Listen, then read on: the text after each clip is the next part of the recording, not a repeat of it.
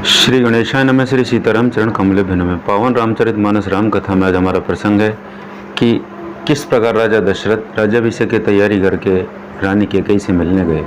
संध्या के समय राजा दशरथ आनंद के साथ कैकेयी के महल में गए, मानो साक्षात स्नेह ही शरीर धारण कर निष्ठुरता के पास गया हो। कोप भवन का नाम सुनकर राजा सहम गए, डर के मारे उनका पांव आगे नहीं बढ़ता था। स्वयं देवराज इंद्र जिनकी भुजाओं के बल पर बसता है और संपूर्ण राजा लोग जिनका रूप देखते रहते हैं, वही राजा दशरथ स्त्री का क्रोध सुनकर सूख गए। कामदेव का प्रताप और महिमा तो देखिए, जो त्रिशूल वज्र और तलवार आदि की चोट अपने अंगों पर सहने वाले हैं, वे रथिनाथ कामदेव के पुष्पबाण से मारे गए। राजा डरते डरते अपनी प्यारी कैकेयी के पास गए। उनकी दशा देखकर उन्हें बड़ा ही दुख हुआ। कैकेयी जमीन पर पड़ी है, पुराना मोटा कपड़ा पहने हुए है, शरीर के नाना आभूषणों को उतार फेंक दिया है। उस दुर्बुद्धि कैकेयी को यह कुबेश तक कैसी फब रही है, मानो भावी विधवापन की सूचना दे रही हो। राजा उसके पास जाकर कोमल वाणी से बोले, हे प्राण प्रिय, किस लिए रिसाई हो? हे रानी, किस लिए रूठी हो? यह कहकर राजा उसे हाथ से स्पर्श करते हैं तो वह उनके हाथ को झटक कर हटा देती है और ऐसे देखती है मानो क्रोध में भरी हुई नागिन क्रूर दृष्टि से देख रही हो।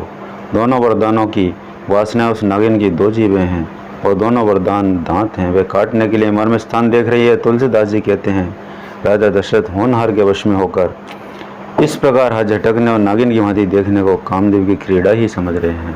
राजा बार बार कह रहे हैं, हे सुमुखी, हे सुलोचनी, हे कोकिल बहनी, हे गजगामिनी, मुझे अपने क्रोध का कारण तो सुना। हे प्रिय, किसने तेरा अनिष्ट किया? किसके दो सिर हैं? यमराज किसको लेना चाहते हैं? कह, किस कंगाल को राजा बना दूं या किस राजा को देश से निकाल दूं? तेरा शत्रु अमर भी हो तो मैं उसे भी मार सकता हूँ। बेचारे कीड़े मकोड़े सरी के नर नारी तो चीज़ ही क्या है। हे सुंदरी, तू तो मेरा स्वभाव जानती है कि मेरा मन सदा तेरे मुख रूपी चंद्रमा का चकोर है। हे प्रिय, मेरी प्रजा, कुटुंबी, सर्वस्व, पुत्र, यहाँ तक कि मेरे प्राण भी, ये सब तेरे वश में हैं। यदि मैं तुझसे कुछ कपट करके कहता हूँ तो हे भामिनी, मुझे 100 बार राम की सौगंध है, तू हंसकर अपनी मनचाही बात मांग ले और अपने मनोहर अंगों को आभूषणों से सजा। मौका बेमौका तो मन में विचार कर दे। हे प्रिय, जल्दी इस बुरे वेश को त्याग दे। यह सुनकर मन में राम जी की बड़ी सौगंध को विचार कर मंदबुद्धि के कहीं हंसती हुई उठी और गहने पहनने लगी, मानो कोई भीलनी मृग को देखकर फंदा तैयार कर रही हो। अपने जी में कैकेयी को सुहज जानकर राजा दशरथ जी ने प्रेम से पुलकित होकर कोमल सुंदर वाणी से फिर बोले, हे भामिनी, तेरा मनचीता हो गया। नगर में घर घर आनंद के बधावे बज रहे हैं। मैं कल ही राम को युवराज का पद दे रहा हूँ, इसलिए हे सुनैनी, तू मंगल साज सज। यह सुनते ही उसका कठोर हृदय धड़क उठा, फटने लगा, मानो पका हुआ बाल तोड़ फोड़ा छू गया हो। ऐसी भारी पीड़ा को उसने हंसकर छिपा लिया, जैसे चोर की स्त्री प्रकट होकर नहीं रोती जिसमें उसका भेद न खुल जाए। राजा उसकी कपट चतुराई को नहीं देख रहे हैं, क्योंकि वह करोड़ों कुटिलों की शिरोमणि गुरु मंत्रा की पढ़ाई हुई है। यद्यपि राजा नीति में निपुण है, परंतु त्रियाचरित तथा समुद्र है। फिर वह कपटयुक्त प्रेम बढ़ाकर ऊपर से प्रेम दिखाकर नेत्र और मुंह मोड़कर हंसती हुई बोली, हे प्रियतम, आप मांग मांग तो कह रहे हैं, पर देते लेते कुछ भी नहीं। आपने 2 वरदान देने को कहा था, उनके भी मिलने में संदेह है। राजा ने हंसकर कहा कि अब मैं तुम्हारा मर्म समझा। माना तुम्हें प्रिय है मांगना, तुमने उन वरों को धरोहर रखकर फिर कभी मांगा ही नहीं, और मेरा भूलने का स्वभाव होने से मुझे वह प्रसंग याद ही नहीं रहा। मुझे झूठ मूठ दोष मत दो, चाहे 2 के बदले 4 मांग लो। रघुकुल में सदा यही रीत चली आई है कि प्राण भले ही चले जाएं पर वचन नहीं जाता। असत्य के समान पापों का समूह भी नहीं। क्या करोड़ों घुंघचियाँ मिलकर भी कहीं पहाड़ के समान हो सकती हैं? सत्य समस्त उत्तम सुकृतों की जड़ है। यह बात वेद पुराणों में प्रसिद्ध है और मनु जी ने भी यही कहा है। ऊपर मेरे द्वारा श्री राम जी की शपथ करने में आ गई। श्री रघुनाथ जी मेरे सुकृत और स्नेह की सीमा है। इस प्रकार बात पक्की करा के दुर्बुद्धि के कहीं हंसकर बोली, मानो उसने कुमुद रूपी दुष्ट पक्षी की कुल्हड़ी खोल दी हो। राजा का मनोरथ सुंदर वन है, सुख सुंदर पक्षियों का समुदाय। उस पर भीलनी की तरह के कहीं अपना वचन रूपी भयंकर बात छोड़ना चाहती है। वह बोली, हे प्राण प्यारे, सुनिए, मेरे मन को भाने वाला एक बार तो दीजिए भरत को राज तिलक, और हे नाथ, दूसरा बार मैं हाथ जोड़कर मांगती हूँ, मेरा मनोरथ पूरा कीजिए। तपस्वियों के वेश में विशेष उदासीन भाव से राज्य और कुटुंब आदि की ओर से भली भांति उदासीन होकर विरक्त मुनियों की भांति राम 14 वर्ष तक वन में निवास करें कि कई के कोमल वचन सुनकर राजा के हृदय में ऐसा शोक हुआ जैसे चंद्रमा की किरणों के स्पर्श से चकवा विकल हो जाता है। राजा सहम गए, उनसे कुछ कहते न बना, मानो बाज वन में बटेर पर झपटा हो। राजा का रंग बिल्कुल उड़ गया, मानो ताड़ के पेड़ को बिजली ने मारा हो। जैसे ताड़ के पेड़ पर बिजली गिरने से झुलसकर बदरंग हो जाता है, वही हाल राजा का हुआ। माथे पर हाथ रखकर दोनों नेत्र बंद करके राजा ऐसे सोच करने लगे मानो साक्षात सोच ही शरीर धारण कर सोच रहा हो।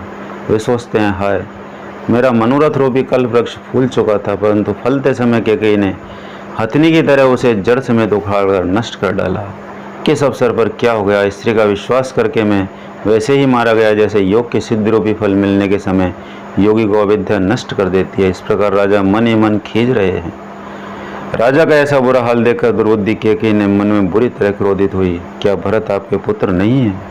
क्या मुझे आप दाम देकर खरीद कर लाए हैं? क्या मैं आपकी विवाहिता पत्नी नहीं हूँ? जो मेरा वचन सुनते ही आपको वाण सा लगा तो आप सोच समझ कर बात क्यों नहीं कहते? उत्तर दीजिए, हाँ कीजिए, नहीं तो नहीं कर दीजिए। आप रघुवंश में सत्य प्रतिज्ञ कहलाते हैं। आपने ही वर देने को कहा था, अब भले ही न दीजिए, सत्य को छोड़ दीजिए और जगत में अपयश लीजिए।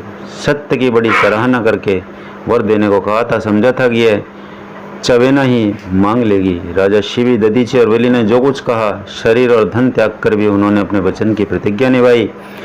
केकई बहुत ही कड़वे वचन कह रही है, मानो जले पर नमक छिड़क रही हो। धर्म की धुरी को धारण करने वाले राजा दशरथ ने धीरज धरकर नेत्र खोले और सिर धुनकर अपनी लंबी सांस लेकर इस प्रकार कहा कि इसने मुझे बड़े कठोर तरीके से मारा है। प्रचंड क्रोध से जलती हुई केकई सामने इस प्रकार दिखाई पड़ी मानो क्रोध रूपी तलवार नंगी खड़ी हो। कुबुद्धि उस तलवार की मूठ है, निष्ठुरता धार है और वह कुबरी रूपी शान पर धरकर तेज हुई है। राजा ने देखा यह तलवार बड़ी भयानक और कठोर है, क्या सत्य ही मेरा जीवन लेगी? राजा अपनी छाती कड़ी करके बहुत ही नम्रता के साथ उसे प्रिय लगने वाली वाणी बोले, हे प्रिय, हे भीरू, विश्वास और प्रेम को नष्ट करके ऐसे बुरी तरह वचन कैसे बोल रही हो? मेरे तो भरत और रामचंद्र 2 आँख हैं, यह मैं शंकर को साक्षी देकर सत्य कहता हूँ। मैं अवश्य सवेरे ही दूत भेजूंगा, दोनों भाई सुनते ही तुरंत आ जाएंगे। अच्छा दिन शोधवा कर सब तैयारी करके डंका बजाकर मैं भरत को राज्य दे दूंगा। राम को राज्य का लोभ नहीं है और भरत पर उनका बड़ा ही प्रेम है। मैं ही अपने मन से बड़े छोटे का विचार करके राजनीति का पालन कर रहा था। बड़े को राज तिलक देने का तैयारी थी। राम की 100 बार सौगंध खाकर मैं स्वभाव से ही कहता हूँ कि राम की माता ने इस विषय में मुझे कुछ भी नहीं कहा। अवश्य मैंने तुमसे बिना पूछे ये सब किया, इसी से मेरा मनोरथ खाली गया। अब क्रोध छोड़ दो और मंगल साज सज कुछ ही दिनों बाद भरत युवराज हो जाएंगे। एक ही बात मुझे दुख लगा कि तूने दूसरा वरदान बड़ी अड़चन का मांगा, उसकी आँच से अब भी मेरा हृदय जल रहा है। ये दिल्लगी में क्रोध में अथवा सचमुच ही सच्चा है? क्रोध को त्याग कर राम का अपराध तो बता। सब कोई तो कहते हैं कि राम बड़े साधु हैं, तो स्वयं भी राम की सराहना करती है और उन पर स्नेह भी किया करती है। अब यह सुनकर मुझे संदेह हो गया कि तुम्हारी प्रशंसा और स्नेह कहीं झूठे तो न थे। जिसका स्वभाव शत्रु को भी अनुकूल है, वह माता के प्रतिकूल आचरण क्यों करेगा? हे प्रिय, हंसी और क्रोध छोड़ दे और विवेक विचार कर वर मांग, जिससे अब मैं नेत्र भरकर भरत का राज्याभिषेक देख सकूं। मछली चाहे बिना पानी के जीती रहे और सांप भी चाहे बिना मणि के दिन दुखी होकर जीता रहे, परंतु मैं स्वभाव से ही कहता हूँ, मन में जरा भी छल कर नहीं, ऐसा मेरा राम के बिना जीवन नहीं है। ये चतुर प्रिय, जी में समझ के देख, मेरा जीवन श्री राम के दर्शन के अधीन है। राजा के कोमल वचन सुनकर दुर्बुद्धि की गई अत्यंत जल रही है, मानो अग्नि में घी की आहुतियाँ पड़ रही हो। कि गई कहती है, आप करोड़ों उपाय क्यों न करें, यहाँ आपकी माया नहीं लगेगी। यह तो मैंने जो मांगा सो दीजिए, नहीं तो नहीं करके अपयश लीजिए। मुझे बहुत प्रपंच नहीं सुहाते। राम साधु है, आप सयाने साधु हैं और राम की माता भी भली है। मैं सबको पहचान लिया है। कौशल्या ने मेरा जैसा भला चाहा, मैं भी याद रखने योग्य उन्हें वैसा ही फल दूंगी। सवेरे होते ही मुनि का वेश धरकर यदि राम वन को नहीं जाते हैं तो हे राजन, मन में समझ लीजिए कि मेरा मरना होगा या आपका यश। ऐसा कहकर कुटिल की गई उठ खड़ी हुई, मानो क्रोध की नदी उमड़ी हो। वह नदी पाप रूपी पहाड़ से प्रकट हुई, उस क्रोध रूपी जल से भरी देखी नहीं जाती। दोनों वरदान उस नदी के किनारे हैं। केकई का कठिन हठ ही उसकी तीव्र धारा है और कुबरी के वचनों की प्रेरणा ही भंवर है।